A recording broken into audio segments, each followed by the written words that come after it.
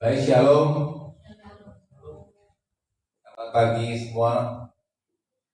Saya percaya kita semua dalam kasih Tuhan, dalam kebaikan dan dalam kemurahan Tuhan, dan dalam pengharapan bersama dengan Tuhan.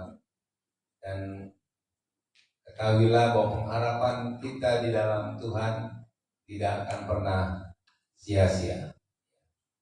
Kalau masih ada yang di luar bisa masuk, yang asal bisa masuk ke dalam. Hari ini ya kita akan berbicara mengenai ujian.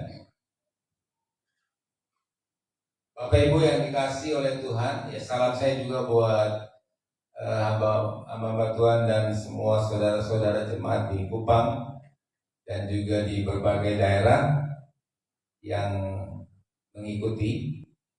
Tuhan berkati kita semua. Jadi hari ini topik kita tentang ujian. Judulnya ujian diciptakan untuk mahkota kita. Sebenarnya ujian ada itu untuk kita menjadi sangat prestis, sangat berharga, sangat bernilai. Hanya seringkali kita tidak kuat, atau banyak orang tidak kuat menghadapi berbagai ujian, sehingga ada masalah di situ, ada cerita, ada kejatuhan, ada kegagalan dan sebagainya. Tapi tetap saja Tuhan ingin menjadikan kita pribadi yang terbaik di hadapannya. Amin. Yang dewasa, yang tingkat kedewasaannya sesuai dengan tingkat kedewasaan dan kepenuhan Kristus. Itu targetnya, target daripada Allah untuk ujian-ujian kita, supaya kita bertumbuh dan mencapai tingkat kedewasaan penuh yang sama seperti Kristus. Jadi itulah tujuan ujian atas hidup kita. Nah, Bapak Ibu yang kasih Tuhan, hidup kita ini memang ternyata dimulai dan diakhiri dengan ujian. Jadi kita tidak bisa menghindar yang namanya ujian. Dari awal kita sudah diperhadapkan dengan ujian. Bapak Ibu ingat bahwa Tuhan waktu menciptakan manusia, ya, dikatakan selanjutnya, Kejadian 2:8 saya akan bacakan. Selanjutnya Tuhan Allah membuat taman di Eden, di sebelah timur. Disitulah tempatnya manusia yang dibentuknya itu. Taman Eden itu indahnya luar biasa. Taman yang paling indah di seluruh muka bumi. Taman yang paling indah yang pernah diciptakan untuk manusia. Lalu di taman itu Tuhan menumbuhkan berbagai pohon dari bumi yang menarik dan yang baik untuk dimakan buahnya, luar biasa. Untuk dilihat dan dimakan. Lalu Tuhan Allah menumbuhkan berbagai pohon dari bumi menarik untuk dimakan buahnya, dan pohon kehidupan di tengah taman itu, seperti pohon pengetahuan tentang yang baik dan yang jahat. Lalu ada satu sungai yang mengalir, ya, dan seterusnya. Ya, dan Alkitab berkata bahwa semua pohon di dalam taman ini boleh kau makan buahnya.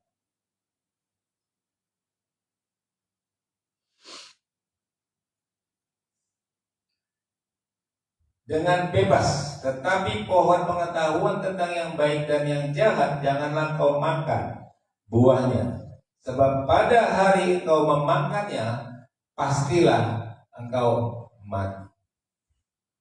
Di awal Tuhan menciptakan manusia dengan segala berkat-berkat yang luar biasa, dengan fasilitas-fasilitas dan sarana yang Tuhan berikan buat kita nikmati.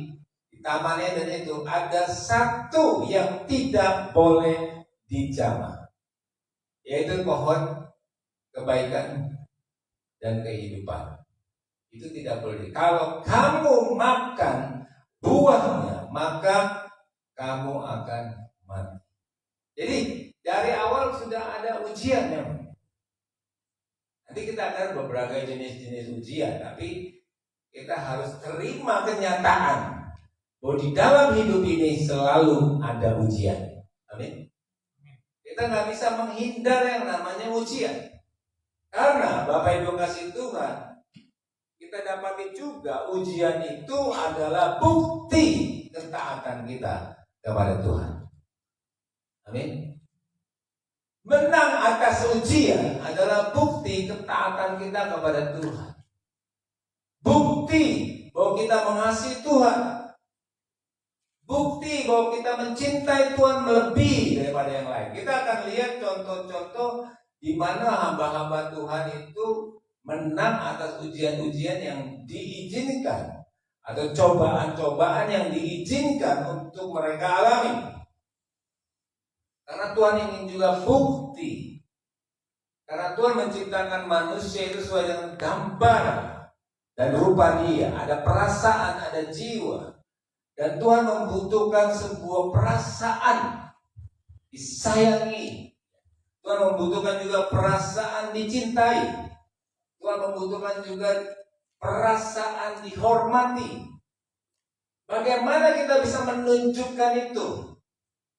Dengan sebuah tes, dengan sebuah ujian. Jadi ketika kita diuji oleh Tuhan, itu artinya Bapak Ibu kasih Tuhan, Tuhan ingin tahu sejauh mana kita menyayangi dan mengasihi Dia.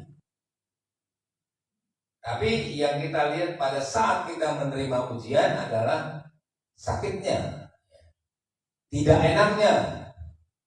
Wah, saya udah jatuh bangun juga dan soal itu. Kalau apalagi bicara soal sakit gitu kan. Kemarin masuk rumah sakit lagi, aduh, kadang-kadang saya teriak. Wah, kapan saya berhenti nggak sakit gitu? Jerit kapan saya? Dikit-dikit sakit, dikit-dikit ini, dikit-dikit ini, dikit-dikit ini. Aduh Tuhan, tolong, nggak kuat gitu kayaknya. Rasanya ingin terus menjerit kepada Tuhan. Dan memang itulah yang kita rasakan ketika kita sedang diizinkan untuk diuji atau untuk dicobai. Dan ternyata dalam kisah-kisah Alkitab, selain Bapak Ibu, selain yang kita lihat tadi bahwa dari pertama memang Tuhan menciptakan manusia dengan ujian, ternyata terus ya, ujian itu bisa berkali-kali. Ini kenyataan yang kedua. Ujian itu nggak sekali ternyata. Ujian itu bisa berkali-kali. Ternyata Tuhan terlalu ingin melihat respon kita yang benar. Tuhan selalu ingin, misalnya tiba-tiba setan berbicara pada iblis mengenai seorang hamba Tuhan yang dikasihi Tuhan pada saat itu, yaitu Ayub. Lalu setan berkomunikasi dengan Tuhan.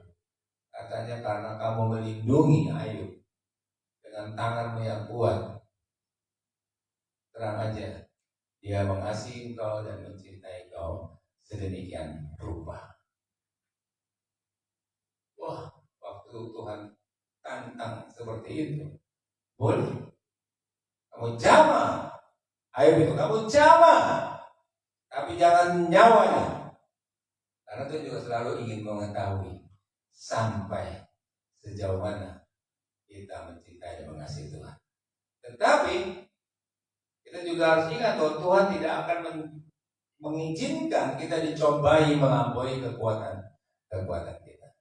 Amin. Ini yang satu-satunya yang menjaga dan melindungi kita. Tuhan tidak izinkan kita dicobai melampaui kekuatan kita. Tapi Tuhan selalu tertantang kalau ada orang yang harus dites, harus diuji.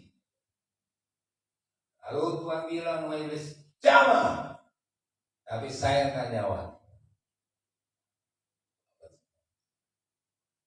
hartanya, keluarganya habis dalam waktu sekejap. Jadi saya ingatkan juga yang lagi bangga dengan kekayaan dan kekuatan, dalam sekejap kita bisa hilang itu semua. Hitungannya detik, hilang. Nah, ternyata setelah hilang, Ayub tetap mengasihi Tuhan, tetap tidak berbuat dosa dengan bibirnya, tetap menunjukkan dia mengasihi Tuhan. Oh, iblis argumen lagi. Ya, mungkin karena kau tidak jamah daging dan tulangnya. Gila ya, bisa emang Tuhan mau hancurin dulu. Jamah pada Tuhan, jamah daging dan tulangnya, tapi tetap sayangkan nyawanya. Maka dihancuri kulitnya dengan penyakit dan tubuhnya. Sangat menderita Ayub pada saat itu. Tapi Alkitab menjelaskan dia tidak berbuat dosa dengan bibirnya. Amin. Dan akhirnya Tuhan pulihkan kembali, dan Ayub menjadi orang yang berkenan di hadapan Tuhan. Selalu ingin melihat sejauh mana kualitas kemanusiaan kita kepada Tuhan. Jangan tanyakan kualitas ketuhanan kepada manusia. Amin. Tanya kualitas kemanusiaan kita kepada Tuhan. Karena Tuhan punya tanggung jawab, kita punya tanggung jawab. Dan Tuhan sudah melakukan tanggung jawab dia. Dan dia ingin kita melakukan tanggung jawab kita sebagai manusia yang komit, yang taat, yang mengasihi Tuhan. Hanya itu yang Tuhan minta. Kenapa ada mesbah dibangun? Supaya manusia itu menyembah Tuhan. Kenapa ada bait-bait Allah dibangun? Supaya manusia menyembah Tuhan. Gereja dibangun supaya manusia menyembah Tuhan. Kerajaan Allah dibangun supaya manusia menyembah Tuhan. Itu yang dia minta. Tapi yang gini aja banyak orang gagal. Dan Tuhan ingin selalu melihat kualitas kehidupan kita di hadapan Dia. Dan Bapak Ibu yang kasih Tuhan kabar baiknya, kalau kita terbukti kualitas kita kita menjadi orang yang sangat dikasihi dan disayang oleh Tuhan. Amin. Kita lihat firman Tuhan kepada Abraham. Abraham, kamu akan menjadi bangsa yang besar. Kamu dan keluargamu akan diberkati berlimpah-limpah. Dan semua orang juga akan diberkati melalui kamu, melalui keluargamu, melalui pribadimu. Demikian firman Tuhan. Sudah lihat bintang di langit, seperti itulah keturunanmu. Suruh lihat pasir di laut, seperti itulah keturunanmu. Aku akan memberkati engkau dan membuat engkau sangat masyhur, sangat diberkati berlimpah-limpah. Tapi dalam perjalanannya Bapak Ibu Tuhan, satu saat sesuatu terjadi atas hidup Abraham. Abraham, serahkanlah anakmu yang tunggal dan jadilah korban bakaran. Baik. Janji keturunan seperti pasir di laut, ya, seperti bintang di langit. Dan dia akhirnya melahirkan seorang anak, Abraham, di usia 100 lebih. Di tengah-tengah harapan yang sedang membara-bara, ya, yang sedang sangat-sangat senang. Lalu Tuhan meminta kepada Abraham, katakan di dalam, saya bacakan lagi.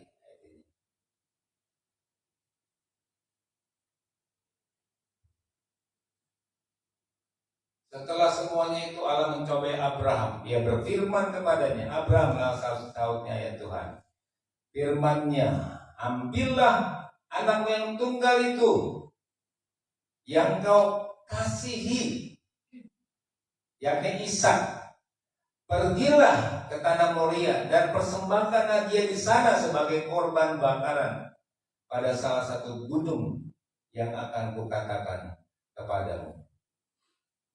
Yang dahsyat dan luar biasanya dilakukan oleh Abraham apa? Keesokan harinya pagi-pagi bangunlah Abraham. Ia memasang pelana keledainya dan memanggil 2 bujangnya beserta Ishak anaknya.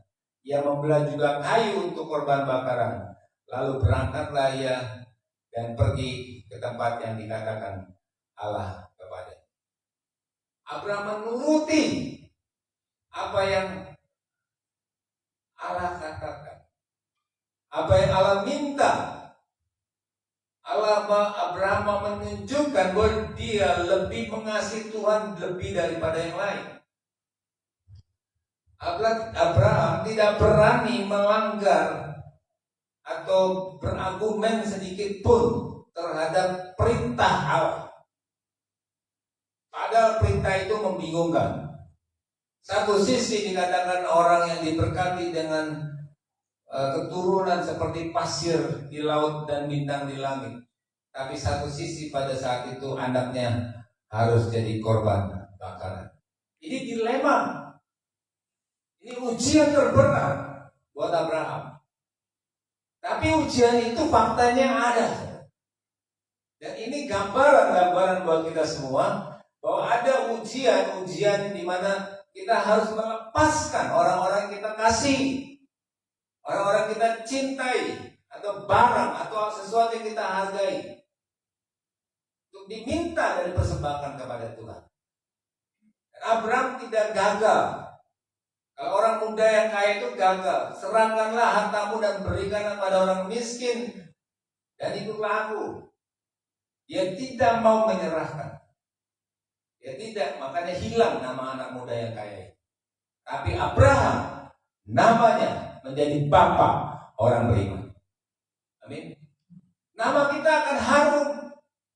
Nama kita akan sangat bernilai tinggi, saudara. Sangat berwibawa. Sebabnya testing dirancang Tuhan untuk mahkota-mahkota kita, saudara. Untuk membuat kita bernilai, untuk membuat kita berharga sedemikian rupa. Untuk membuat kita menjadi sangat berwibawa.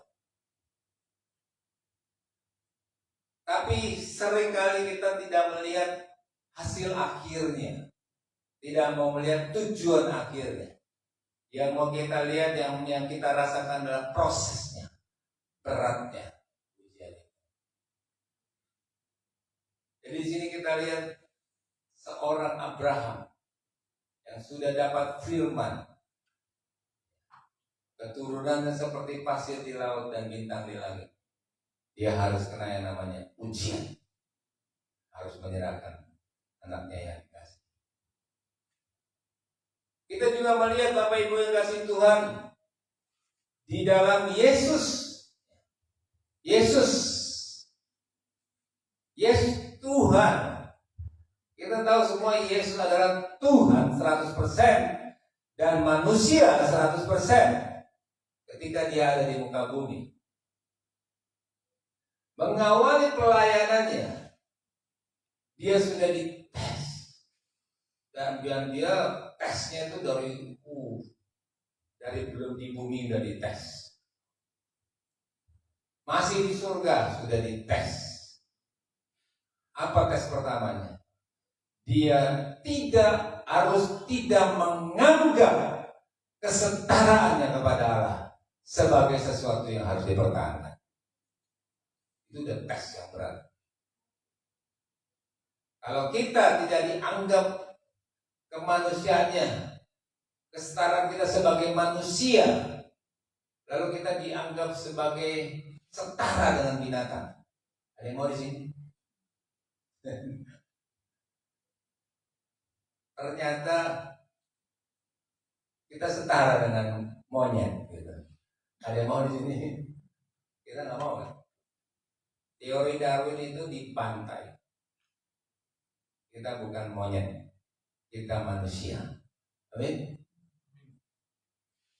Nah, Tuhan itu mengalami pergumulan itu. harus tidak menganggap kesetaraannya sebagai Allah yang harus dipertahankan. Itu sangat berat memang. Tapi clear dan dia mau. Oke. Saya nggak setara lagi dengan Bapak. Saya harus jadi manusia. Ini sebuah kenyataan pahit buat Tuhan Yesus. Nah, poinnya di sini kita harus bisa menerima kenyataan-kenyataan pahit.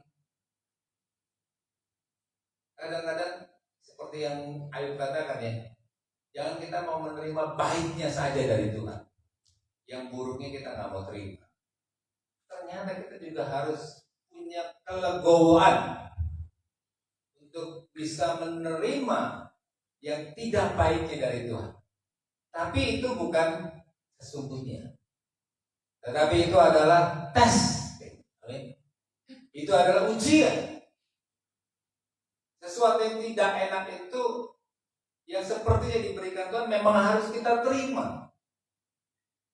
Yesus menerima itu. Kenyataan bahwa dia harus menjadi manusia.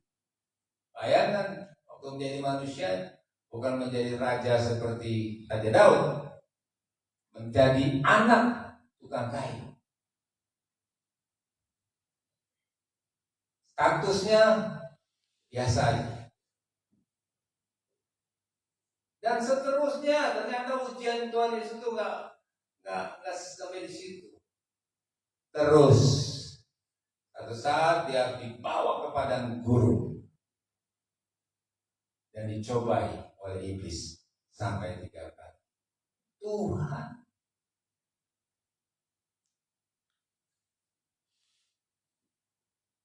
Dan kita lihat apa yang dilakukan oleh Yesus. Dia lewati proses-proses ujian itu dengan firman Tuhan. Waktu iblis berkata, ada tertulis, manusia, apa dia bilang? Dapat berubah, anak manusia dapat berubah batu ini menjadi roti. Lalu iblis bilang, lalu Tuhan Yesus bilang, tidak selalu. Karena iblis mau menyentuh masalah dagingan. Jadi Yesus katakan bahwa manusia hidup bukan dengan roti saja, tapi dari setiap firman yang keluar dari mulut Allah. Dia counter, dia hadapi dalam keadaan yang lagi lapar. Bisa bayangkan ya, lagi lapar ditantang untuk melakukan mujizat. Masa cemen nggak bisa lakukan mujizat? Buat Yesus gampang saja. Tapi konteksnya adalah saat itu iblis yang harus tunduk kepada Yesus. Amin. Bukan Yesus kepada iblis. Amin. Manusia tidak hidup dari roti saja. Amin. Tapi dari setiap firman yang keluar dari mulut Allah. Selesai. Iblis kalah. Lalu dibawa lagi ke hubungan bait Allah. Kalau anak Allah lompat, maka malaikat akan menjaga engkau.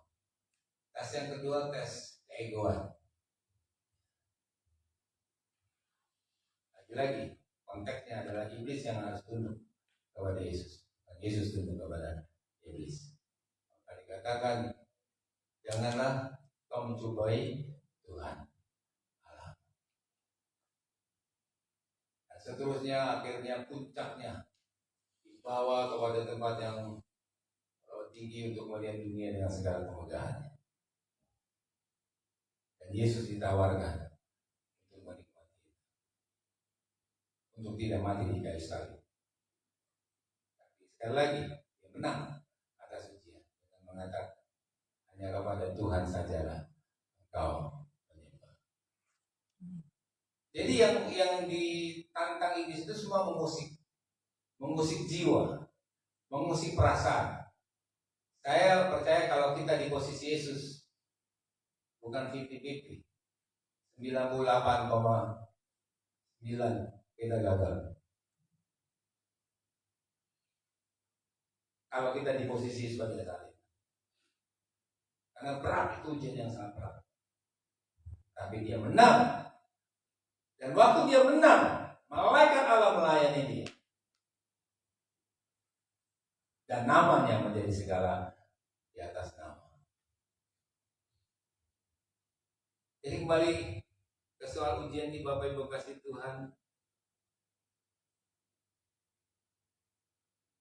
Ujian memang ada sejak dari awal. Dan ujian dapat mengungkapkan pertumbuhan rohani dan kedewasaan kita. Amin. Sikap pertama yang perlu kita munculkan ketika kita menghadapi ujian ini adalah bersyukur. Amin. Bersyukur kalau kita diizinkan untuk menghadapi ujian ini. Karena ujian selalu akan membawa nilai yang tinggi buat hidup kita. Jadi kita lihat itu dulu gitu. Dan nilai yang tinggi, kemuliaan yang akan kita terima jauh lebih tinggi dan lebih mulia dari apa yang kita hadapi. Jauh. Kalau rasa sakit ada levelnya, katakan 1 sampai 10, jauh dibandingkan kemuliaan yang akan kita terima. Amin. Memang rasa sakit ada levelnya. Digigit anjing level berapa gitu kan, digigit buaya level berapa gitu, digigit singa level berapa gitu kan, dipaku di kayu salib level berapa gitu. Tapi jauh kemuliaan yang akan kita terima. Amin. Dibandingkan dengan itu. Sakit ya, wadaw gitu aja dia bilang deh. Ampun Tuhan gitu. Saya bilang begitu. Sakit Tuhan, capek Tuhan gitu. Tapi keep supaya kita tidak berbuat dosa dengan lidah dan bibir kita. Amin. Tetap kita percaya karena dalam ujian ada ujian iman. Apa kita tetap percaya? Dan Yesus pernah mengatakan di dalam Alkitab, yang paling dia takuti masih adakah iman di bumi ini. Iman itu goyahnya karena rasa sakit. Semakin tinggi level sakitnya bisa semakin goyah iman kita. Iman itu goyahnya karena rasa senang juga. Semakin tinggi level kesenangan yang ditawarkan kepada kita, semakin menarik juga gitu. Untuk kita gagal dan kita kalah. Seperti Adam dan Hawa. Jadi Bapak Ibu kasih Tuhan, iman diciptakan, saya pakai kata terminologi diciptakan, dibuat Tuhan. Jadi siapa yang mau ngalahin Tuhan gitu kan? Dibuat Tuhan untuk kita menerima mahkota. Amin. Untuk kita menerima kemenangan-kemenangan. Untuk kita menjadi bernilai.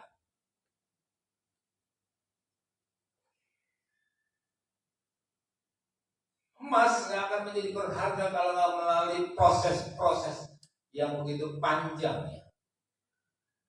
Berlian dan sebagainya semua melalui sebuah proses ya. Dari biji besi menjadi emas. Ini waktu tahu di dalam proses bagaimana emas jadi ya, dari pasir tidak ada gunanya menjadi biji emas yang jadinya mahal dan bahkan membiayai Indonesia bahkan bangsa-bangsa. Jadi Tuhan ingin jadikan kita seperti itu. Sebenarnya ujung-ujungnya apa? Karena kita ini mempelainya Kristus. Tuhan tuh ingin kita tuh di mata Dia sempurna. Amin. Ada lagunya ya. Jadi Tuhan ingin melihat kita tuh sempurna, tidak ada cacat dan celah ketika kita melakukan perkawinan anak domba. Amin. Lewat apa? Lewat ujian. Ujianlah pembuktiannya bahwa kita mengasihi Tuhan, mencintai Tuhan, mentuhankan Tuhan kita di dalam segala situasi dan keadaan. Satu ayat terakhir yang saya ingin sampaikan adalah kita sama-sama lihat dari Wahyu pasal 21. Ini yang saya katakan tadi, bahwa hidup kita dari awal sampai akhir penuh dengan ujian. Wahyu 21 ayat 6 sampai 8. Firman-Nya lagi kepadaku. Ini Wahyu itu Alkitab atau firman Tuhan terakhir ya. Pasal 21 itu pasal terakhir. Semuanya telah terjadi. Aku adalah Alfa dan Omega, dan yang awal dan yang akhir. Orang yang haus akan kuberi minum dengan cuma-cuma dengan mata air kehidupan. Dan barang siapa menang, ia akan memperoleh semuanya ini. Aku akan menjadi Allahnya, dan ia akan menjadi anakku. Tetapi orang-orang penakut, ya, takut cobaan, takut ujian, orang yang tidak percaya, ya, keluar dari kepercayaan karena tekanan, karena ujian. Orang yang keji jadi marah, jadi ngambek, jadi kecewa dengan Tuhan, menjadi pembunuh, menjadi orang Sunda, tukang sihir, ya, penyembah-penyembah berhala dan semua pendusta. Mereka akan mendapat bagian mereka di dalam lautan yang menyala-nyala oleh api belerang. Inilah kematian yang kedua. Jadi barang siapa menang, dia akan menjadi Allah kita sampai selama-lamanya. Kita menjadi mempelai Kristus, tinggal di Yerusalem yang baru dan langit dan bumi yang baru. Itu sasaran dari Tuhan mengizinkan kita dicobai dan diuji sedemikian rupa. Kita tidak bisa lepas daripada ujian, akan selalu ada. Dalam box ini udah dites. Mulai jam 10 kalau datang jam 12 saja. Jam 12, jam setengah 11 saja gitu. Itu udah ujian. Kita rencana datang setengah 11 itu udah ujian. Lalu banyak tes-tes di jalan dari PP. Mata lu di mana? Ada di sini. Coba kalau kita tidak gagal tes gitu. Kita akan tes. Lalu persembahan apa ya, 50, 25, 2000, 5000, nah itu juga tes. Selalu ada ujian di dalam kehidupan kita. Sekali lagi, ujian adalah sebuah kesempatan dan peluang untuk kita menunjukkan bahwa kita mengasihi dan mencintai Tuhan. Amin. Tuhan berkati.